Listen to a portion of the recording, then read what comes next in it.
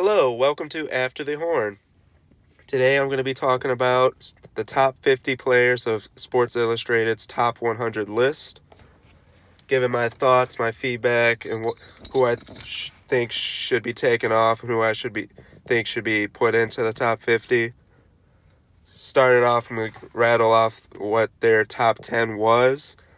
They had Giannis number 1, then they had Kawhi, LeBron, Steph, Harden, AD, Joel, Jokic, Paul George, and Damian Lillard. Off the rip, I wouldn't have Giannis number 1.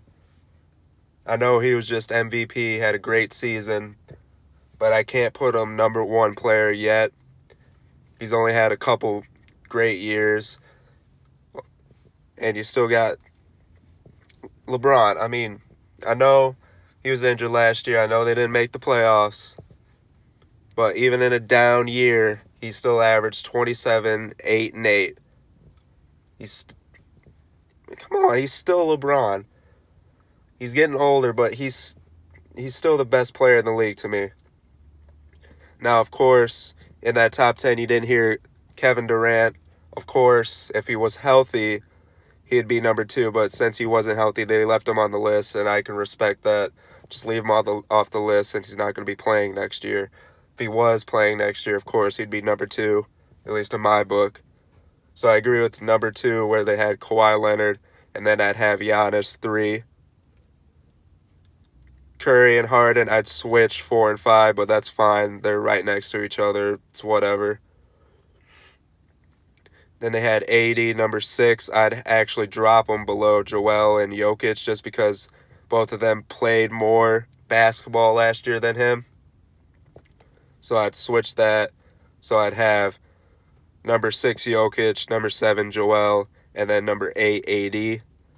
Just because I'd take Jokic over Joel for the simple fact that he plays more. I can trust him. One of the best big man to distribute the ball in the league. One of the best we've ever seen, actually. Gives you 20-plus points a game. Really showed out in the playoffs. Gives you about 8 assists. And he gives you a good amount of rebounds, about 10 a game. So I would take that and health over the greatness of Joel Embiid when he's healthy. But he hasn't had a full healthy season yet, and I'm not sure if he ever will. I'm not hoping injury on anyone, but he hasn't shown to me or anyone that he can stay healthy through a full season. And then with Paul George and Damian Lillard, I agree. You could maybe argue that Paul George could be higher based on the season he had last year. But again, it's only one season that he's played phenomenal. Before that, he was just a regular all-star player. Last year, he finally kicked into a superstar player. So I can agree with they're having him a little lower than maybe some people would put him. And then 10, Damian Lillard, I totally agree with. Second best point guard in the league. He's shown the last couple years. Consistent, leading his team to the playoffs, playing great in last season's playoffs, at least in the first round, and then staying consistent in the second and third. And then 11 through 20, they had Jimmy Butler. Had him a little high. Whatever, I guess. 12, Russell Westbrook. 13, Cat. 14, Gobert. 15, Kyrie. 16, LaMarcus Aldridge. 17, Draymond Green. 18, Al Horford. 19, Blake Griffin. And 20, Kemba. Obviously, I'd have Russell and Karl-Anthony Towns and Gobert above Jimmy Butler. I'd have Gobert above Karl-Anthony Towns, too. But Jimmy Butler, he did decline a little bit last year. That's just because he played on 2 different teams, and then when he got to Philly, he had to adjust to his role to be that He used to be a closer, but he had to adjust to just being the closer, being a third option. So he had to go through a little adjustment last year. So I understand putting him a little lower, but I'm not sure why they had him above Russell Westbrook. Last year he did have dips in his percentages, but still gave you 22 plus points a game with his triple-double. Again, led his team to the playoffs to another first-round exit, so you can give him the knock on that he's just has been able to, the past 2 years as Paul George, to do anything in the playoffs. But it is what it is. He still is a great point guard. And I'd still take him above Jimmy Butler. Gobert, I'd take above Karl-Anthony Towns. Simple fact of fantastic defense. He's not a terrible offensive player either. He's just not that gifted offensive player that Karl-Anthony Towns is, but he can still give you about 16. Great rebounder, shot blocker, rim protector, all of it. Back-to-back Defensive Player of the Year. I'd take it over Karl-Anthony Towns any day. But they had them right next to each other, so it's just nitpicking on my part. And then to have Kyrie at 15, a lot of people would argue have him higher. They'd actually probably have him higher than Russell Westbrook based off of last season. But I'd still have Russell above Kyrie, maybe one notch. You can argue to put him at 13th and drop down Gobert and Cat, but it's only a couple spots. Not that big of a deal. Blake Griffin at 19, basing off last season and the regular season, I'd put him above Al Horford, and I'd put him above Draymond and LaMarcus Aldridge. Blake Griffin on his back with a healthy season. We haven't seen it in a while, but he had a healthy season last year until towards the end in the playoffs. But he played phenomenal last year. All-star, great season. Led that Pistons team that probably shouldn't have had any business to be in the playoffs in the first place, looking at how they played without him.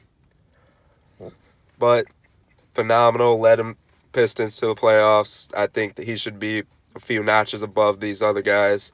Draymond had a down season. He saved himself for the playoffs. Al Horford, same thing. And then LaMarcus Aldridge, he had a good season, but I still put Blake above him. He gives you more points, more rebounds, and he's one of the better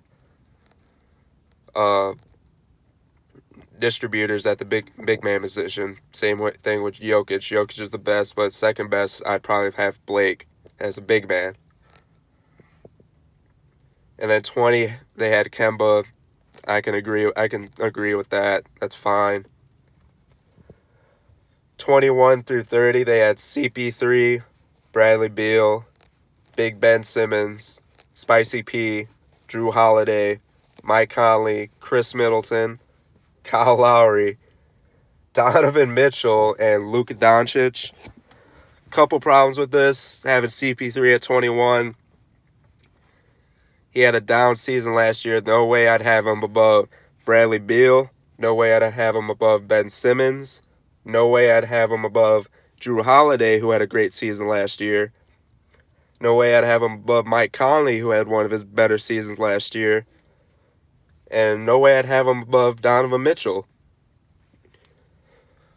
I know the name CP3. He's one of the best point guards ever. But last year he had a down season. If you're basing it off what they did last year, there's no way I can have him above these guys. Bradley Beal had the best season of his career. Ben Simmons giving you CP3-like numbers. And he played better defense than CP3 last year. So I don't really know why they have CP3 above Ben Simmons. Drew Holiday had one of the better offensive seasons of his career last year. Same thing with Mike Conley. So I wouldn't put CP3 above these guys who have the best seasons of their career last year when CP3 had one of the worst. And then Spicy P, I think that's a good spot for him. Same thing with Chris Middleton, Kyle Lowry. I'd put Donovan Mitchell a little higher. I'd put him above Kyle Lowry and Chris Middleton, leading that Jazz team. They have a great team and a great coach and a great system, but he is the offensive leader on that team. So I'd put him above Kyle, I'd put him above Chris, and I'd probably put him above... I'd probably put him above Mike Conley, too. They're teammates now. And Luka at 30, that's fine. He's only had one season, but he had a great rookie season. 31 through 40, they had DeMar DeRozan, C.J. McCollum, De'Aaron Fox, Devin Booker, Jason Tatum, Andre Drummond, Kristaps Porzingis, Jamal Murray, Victor Oladipo, and Steven Adams. Right off the rip, in this 10, I had 3 players who I wouldn't even have in the top 50. Those guys being Kristaps, he didn't even play last year. Victor Oladipo, he only played about 20 games. And Steven Adams, he just keeps on proving that you can't play him when you need him. In the crunch time, he's not going to do anything special. He's going to rebound the ball, play okay defense, and then he's going to basically rely on a guy like Russell Westbrook to spoon feed him his offense. I wouldn't have him in the top. That's not a top 50 center to me. There's other guys that I would have above him, who I'll get to later. C.J. McCollum, I'd probably put above DeMar DeRozan, even though DeMar DeRozan last year played great, underrated, good season. Averaged about 6 or 7 assists last year. So he passed the ball well in that Spurs system. Little dip in his points per game, but of course that happens when you up your game and assist. I'd like to see him shoot the 3 better. He started out the season great, but then he just stopped with it for some reason. De'Aaron Fox, number 32, I'm completely fine with, except for having Devin Booker at 34. I'd switch them. I'd probably have Devin Booker above DeMar DeRozan and C.J. McCollum, to be honest. It is not Devin Booker's fault that he's in a bad system. He was drafted into that terrible system. It's just a terrible team. You can't expect Devin Booker to win in that system. They have not built any type of winning culture in Phoenix. He's played great last year, averaging 25-plus game, good amount of assists. He lacks the defense, but he's always done that. Can't expect it out of him. He's already been in the league for years now. He's not going to become a good defender, so he should take it as he is. And as is, he's a great player. I'd have him above CJ, who also doesn't play good defense, and DeMar DeRozan, who also doesn't play good defense. Jason Tatum at 35, I would not have him there. I'd have Andre Drummond above him, but it's just one spot. That's fine. Jason Tatum, we're still high on that one playoff run, but he hasn't improved as a player yet. He's still the same player that he's come in as. But he's still a good player, so it's fine. It's just one spot. And then the last set of 10, they had Kevin Love, Marc Gasol, Paul Millsap, D'Angelo Russell, Vucevic, Bledsoe, Miles Turner, Gary Harris, Tobias Harris, and Danilo Gallinari. Another 5 players, actually, who I wouldn't have in the top 50. I'd take out Kevin Love, Paul Millsap, Eric Bledsoe, Miles Turner, and Gary Harris. Kevin Love only played, I think, 20 or less games last season, and when he did play, he did not play great. Of course, yes, he's on the Cavs, and he knew he wasn't playing for anything, but when he was playing, he didn't play great, so why would you have him in the top 50 when you're basing it off last year? I don't really understand it. Paul Millsap, again, another thing, he wasn't injured last year, but he did play most of the season. He just didn't play great. He dipped. He's getting older. And there's other guys who I'd have above him. Same thing with Eric Bledsoe. proving again last season that you can't trust him in the playoffs. He just disappears in games. Then Miles Turner, great player, great defender, should have been on the all-defensive team last year. But there's other guys who I think have proven more in their time and have shown more than Miles Turner. Miles Turner, he still needs to take that extra step that we've thought probably could have taken last year, but he didn't. And then Gary Harris, I can't justify putting him in the top 50 just because he's always hurt. He's a slightly above average player who can't stay healthy. I can't put him in the top 50. And then Tobias Harris and Gallinari, I'd have him, of course, above these guys that I took out. Tobias Harris, before he was traded to Philly, having one of the best seasons of his career, almost an all-star in the West. When he got traded, he had to adjust to being the fourth option in Philly, basically being a spot-up shooter, which of course is tough, but hopefully this year, being in that system longer, actually having a preseason training camps with that team, comes out and shows that he could play better with that team. And then Gallinari was healthy last year. The best player actually after Tobias Harris was traded on that team, unless you want to say Lou Will was, which I can't blame you. And then to the players that I think should be in the top 50, they had him in the top 100, but they didn't have him in the top 50. I'd have John Collins, great sophomore season, almost averaged 20 points per game. Leads that fast break with Trae Young. It's going to be scary to come.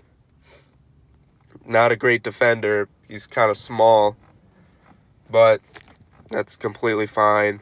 Great offensive player, and kind of your stereotypical 4 in today's league.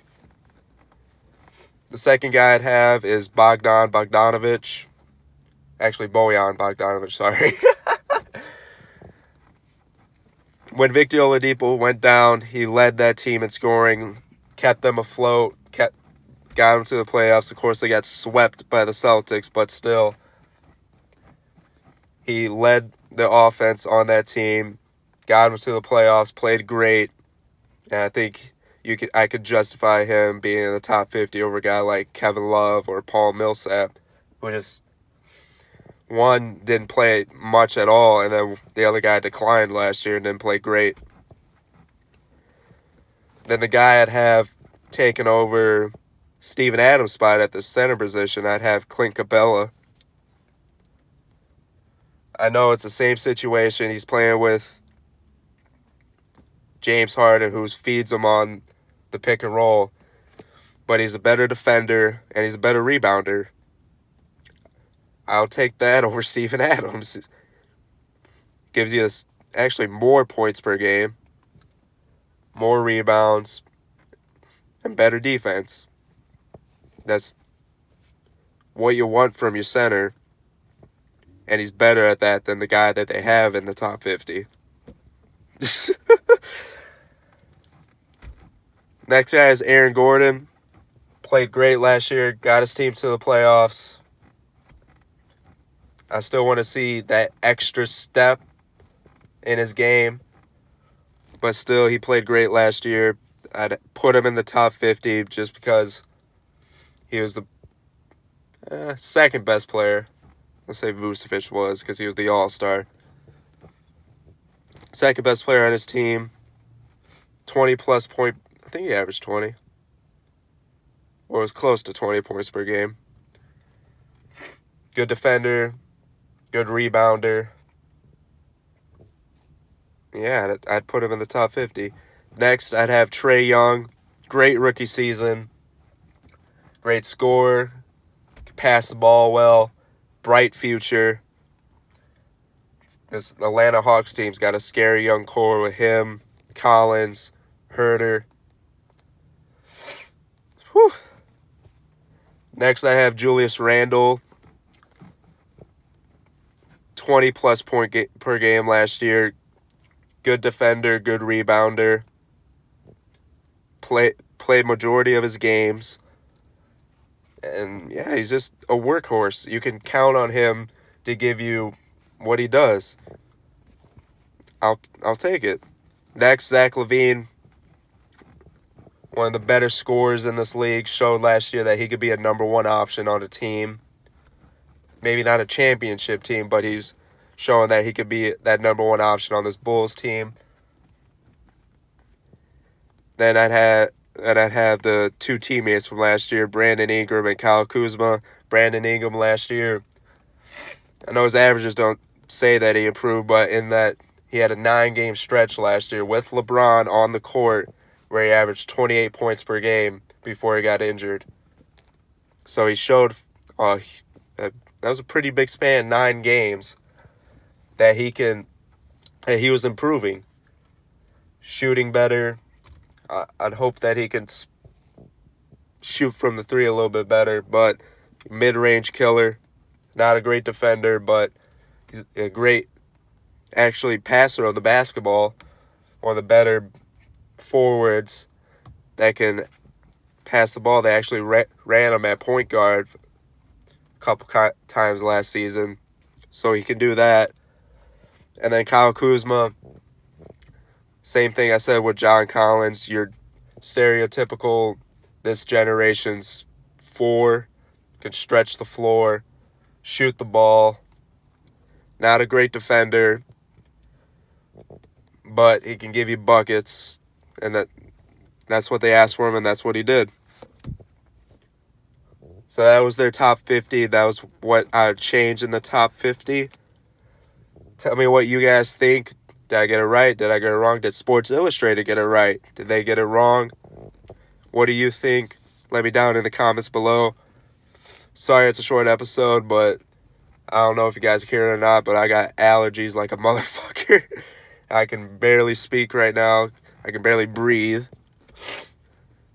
Hope you guys have a great Wednesday. I'll be back again next week on Monday. Peace out.